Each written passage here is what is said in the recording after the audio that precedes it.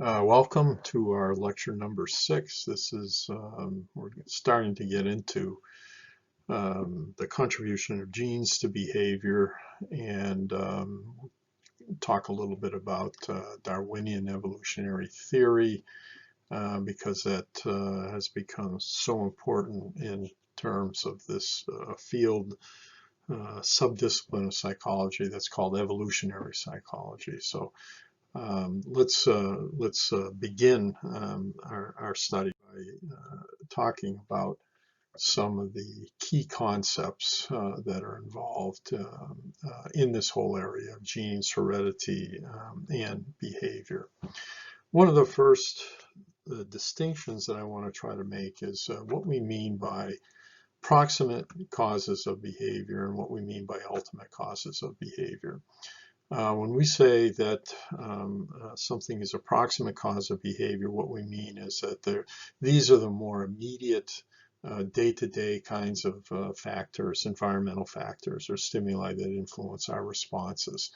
The amount of light that we're exposed to, the amount of noise that we're exposed to at any point in time, the number of people that we happen to be socializing with at any particular point in time. I mean, these are all more immediate kinds of effects. These are effects that, again, are environmental factors or stimuli that influence our behavior. And this is what psychology really has been dominated by for a very long period of time, was dominated by the study of these more immediate kinds of effects.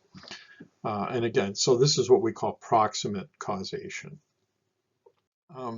Another way of looking at causation of behavior is what we call ultimate causes. And what we mean by that is that all these things in our past going over millions of years in terms of many different generations, past environmental conditions and how those have influenced us and shaped us and molded us in terms of who we are.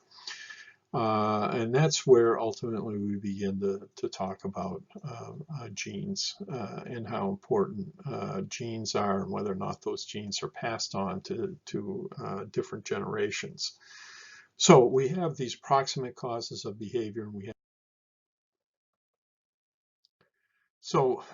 evolutionary psychology then has become a dominant area of the study of behavior. And when we go back and we take a look at Darwinian evolutionary theory, Charles Darwin became very interested in artificial selection. Selecting some animals to breed, but not other animals, and again, based upon some kind of a desirable characteristic. And there's lots of different examples of this, but when you take a look at Darwin's own work in artificial selection, he was interested in the homing behavior of pigeons. That is to say, when you take a pigeon that's been raised in, let's say, on your property, and then you take that pigeon and you bring it maybe several miles away and you release the pigeon, those pigeons are able to very quickly, oftentimes, come back to their home. What Darwin did was to take pigeons that were really good at this, males and females, breed them, and then take a look at their offspring, and then take a look at how well they were able to exhibit this homing behavior, and then do this generation after generation after generation. And what he found was that the homing behavior of these pigeons got better and better and better with each succeeding generation by, again, just focusing on breeding those that were very good at this particular behavior that we call homing behavior. Well, artificial selection is very important in many different areas of commerce. When we take a look at the cattle industry, for example, the cattle industry is really based upon breeding the beefiest and best tasting cattle. And we do this generation after generation after generation in order to try to improve the product. Again, this is also something that's very much a part of the horse racing industry. If you happen to have a horse that wins a Triple Crown race, or maybe wins all three races, you know, the Kentucky Derby, the Preakness, and the Belmont, and then you take that horse and that male, which typically it is a male, you can command huge amounts of money for stud fees that horse owners will want to buy the services of your horse in order to breed with females that they have, who also might have been good in the racing industry, breed them together, and hopefully you'll have a horse as an offspring that will be able to perform well in the horse racing industry. So again, you have artificial selection is something that is done all the time. And it's something that Darwin was very interested in, but not as interested in artificial selection as he was in natural selection. Organisms reproduce what we call differentially. That is, in any given population, some members are going to produce more offspring than are others. And there are animals that possess a characteristic that helps them to survive, that helps them to adapt to a changing environment that they're in. They're likely to live longer. They're likely to produce more offspring than are animals that don't have this particular desirable characteristic. So Darwin then becomes very interested in natural selection. He doesn't really understand how it all occurs, but he believes that this is something that's part of all species. And he talks about this very important concept of what we call reproductive success. That is, how well are members of a species, individual members of a species, how well are they able to produce living, what we call viable offspring?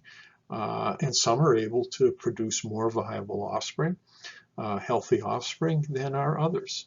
And this is something that really determines the reproductive, what we call the reproductive success of an individual animal. How well are they able to produce offspring? How well are they able to produce not only large numbers of offspring, but ones that ultimately live? So this is something that defines an animal's reproductive success.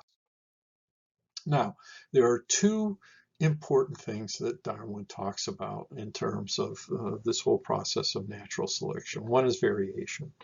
And what Darwin says is that all animals, you know, in a given species, there's tremendous physical and behavioral differences. Again, take a look.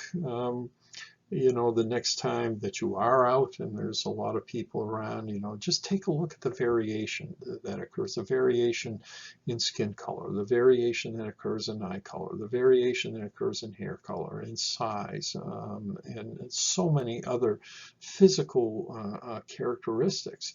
And also the wide array of behavioral differences that we have, you know. Darwin says that this variation is absolutely crucial in terms of understanding natural selection.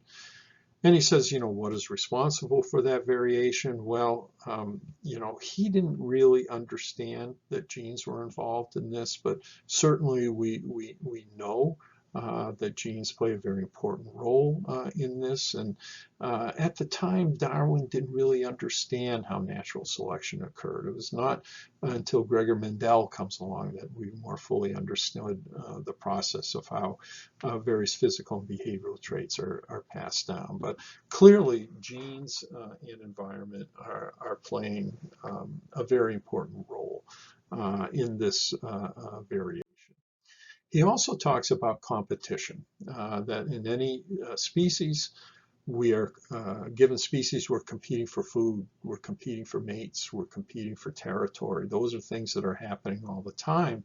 I mean, if you take a look at our, our current world and the competition that occurs, for example, in the Mideast, or a very finite resource, that of oil, that really explains, a lot of what goes on in that particular area. I mean, it's competition that occurs in particular species for these finite resources, meaning food, meaning mates, meaning territory. Okay, so this competition, the variation and competition are absolutely crucial. Competition for food, competition for other resources. This is going to allow only those that are best adapted to survive and produce ultimately evolutionary change. So again, variation, competition, absolutely crucial in order to try to understand natural selection. So there are two theories really that competed with one another for a period of time in terms of understanding evolution, and there's lots of misconceptions about this in terms of what we call Lamarckian evolution and Darwinian evolution. And if we take this very simple example that we see here of giraffes, and the neck of a giraffe, and how they go about feeding.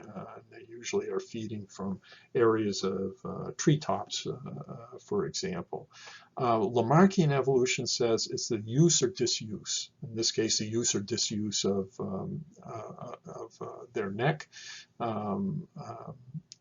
That's causing an increase or decrease in behavior through inheritance. That's what Lamarck was saying. Darwinian evolutionary theory, which is the most widely adopted evolutionary theory, is saying something different. It's saying that natural selection, it's characteristics that allow for reproductive advantage. That's what's being passed on to future generations. So that's really very different from what Lamarck was saying. If you take a look at humans and natural selection, what we do is we obviously take a look at fossil records. We take a look at recent genetic research that shows that humans are related genetically to one another. Gorillas and chimpanzees really are our closest relatives. We've descended from a common ancestor. And if you take a look at this timeline that you see here, this process really started about 3.5 million years ago with Australopithecus. We then transition ultimately to Homo habilis. And in Homo habilis, we're finding, that they were amongst the first to begin using tools. And then Homo erectus that you see here, this is now, we're about 1.6 million, 550,000 years ago.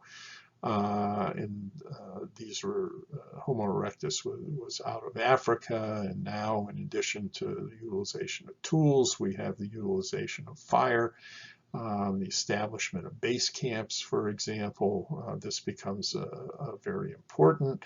And then ultimately Homo sapiens. And this is a major advance in terms of tool making. And now we're talking about approximately 200,000 years ago. With that change that occurs from Australopithecus to Homo erectus to Homo habilis and ultimately to Homo sapiens, a number of important evolutionary changes are occurring. And none more important, certainly, than bipedalism, which is walking on 2 feet instead of on all fours, and certainly what we call encephalization. And if you take a look at this change that takes place in terms of the size of the brain, that's taking place from Australopithecus to Homo erectus to Neanderthal man to Homo sapiens, and you can see this expansion that is occurring in the frontal area of the brain. So again, very important evolutionary changes that are occurring by way of natural selection. Homo sapiens developed a larger brain. More of the brain volume now could be devoted to these higher cognitive processes like thinking and reasoning and decision making. The ability to anticipate future events and indeed to pass on from one generation to another generation important information. The development of language. Now Homo sapiens start to live longer. They are passing down information from one generation to another generation. So again, it's this expansion that occurs in this prefrontal area that is allowing these human attributes, cognitive abilities to become more sophisticated and indeed more complex.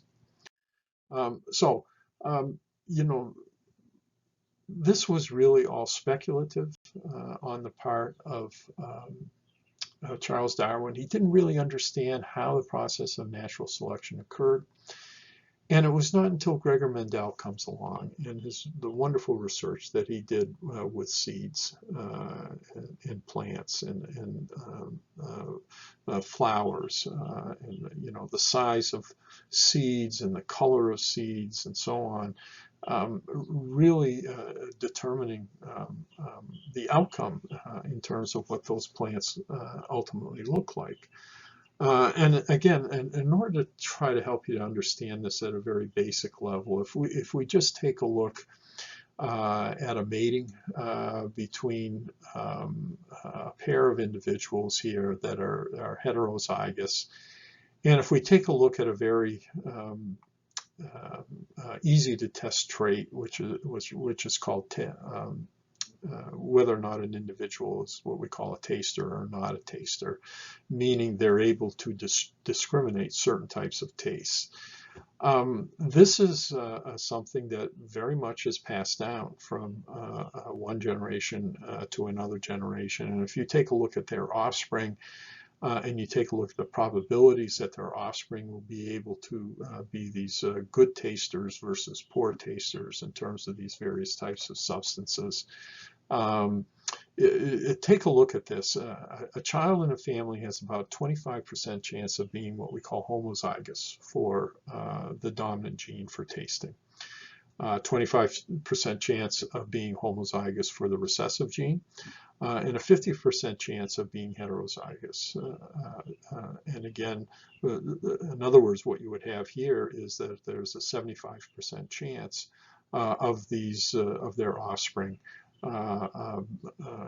having this particular trait, this behavioral trait of being able to taste these substances, and only a quarter, 25% probability of them being non-tasters. So again, Gregor Mendel was the first one to really understand this whole idea of dominant and recessive genes and to understand how various traits are being passed down. This was certainly an incredibly important advance that really helped us to understand the process of natural selection. So genes regulate development, they regulate behavior, they do so by the way of production of proteins. When you take a look at how genes are going about regulating these processes, we have what are called single gene effects, things like hair color, things like eye color, for example, and we have what are called polygenic effects, behaviors like running and complex behavioral responses. Behavioral responses for the most part are determined by many different genes. There's, to my knowledge, no information that would suggest that any behavior is really related to just a single gene. It's really combinations of different genes that are so important. So, this is an important area, the understanding of Darwinian evolutionary theory and the understanding of this process of natural selection, how this is occurring in terms of reproductive advantages that are being conferred to individuals over generations that ultimately are going to be helping future generations to adapt to a particular environment. So indeed, this is very important. And as we progress and try to understand more about this in future lectures, we'll be referring back to some of the concepts that we've learned in this particular lecture.